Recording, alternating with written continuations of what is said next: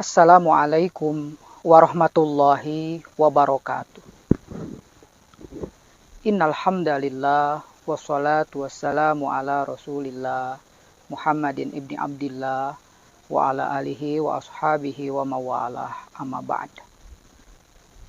Saudaraku, merubah ciptaan, merubah bentuk, merubah wujud yang ada pada diri kita, merubah apa yang sudah Allah berikan, yang sudah Allah ciptakan untuk kita, hukumnya adalah haram.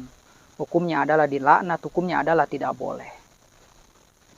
Salah satunya contohnya adalah merubah jenis kelamin.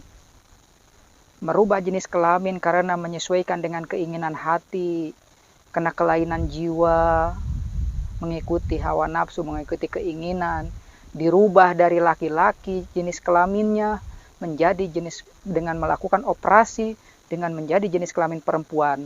Hukumnya adalah haram, hukumnya adalah tidak boleh, hukumnya dilaknat oleh Allah Subhanahu wa taala.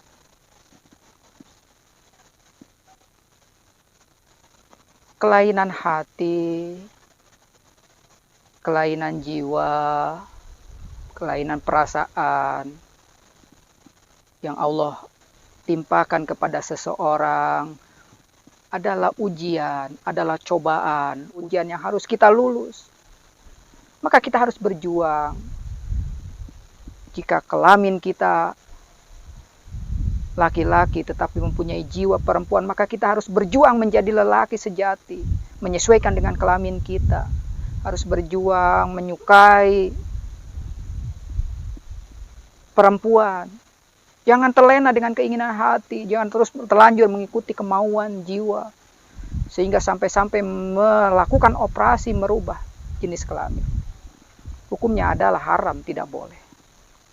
Keharaman tersebut ada di dalam surat An-Nisa. Surat An-Nisa.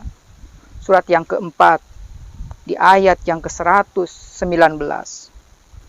Yang potongan ayatnya adalah fala yughayyirunna khalqallahi. Dan saya suruh mereka mengubah ciptaan Allah. Saya di sini adalah setan. Jadi untuk melakukan perubahan jenis kelamin, perubahan ciptaan Allah, itu datangnya dari setan, itu bisikan dari setan, itu dari perintah dari setan. Menurut ayat ini, jangan diikuti, jangan mengikuti perintah setan, jangan mengikuti bisikan setan dengan merubah jenis kelamin, dengan merubah bentuk. Kemudian bagaimana jika meninggal dunia dalam keadaan ia sudah melakukan operasi perubahan jenis kelamin? Maka ia harus diperlakukan seperti layaknya jenazah jenis kelamin yang semula. Bila laki-laki, maka harus laki-laki.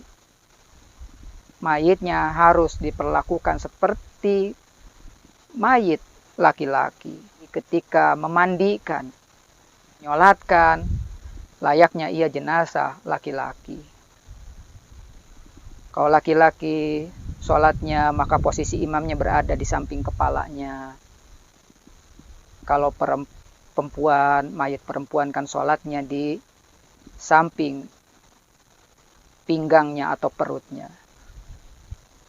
Maka apabila ada orang yang sudah melakukan operasi perubahan jenis kelamin, asalnya laki-laki jadi perempuan, maka posisi imamnya harus berada di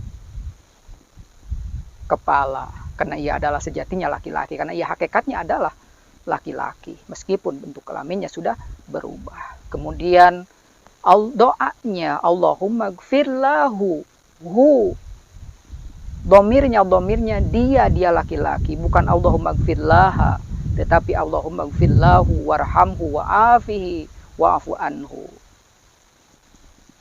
Sebutannya adalah almarhum, bukan almarhumah, almarhum. Jangankan saudaraku, jangankan merubah jenis kelamin dari laki-laki kepada perempuan, menyambung rambut saja, menyambung rambut yang pendek disambung, khususnya perempuan, itu pun dilaknat oleh Allah. Sebagaimana dalam hadis yang diriwayatkan oleh Asma binti Abi Bakr.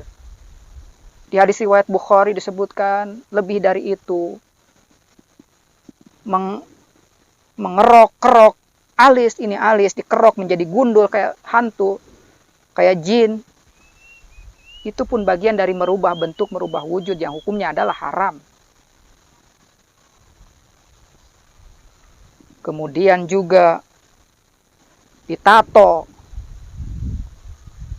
Bila boleh, haram, dilaknat. Membehel, mengasih kawat gigi saja, dilaknat, hukumnya haram.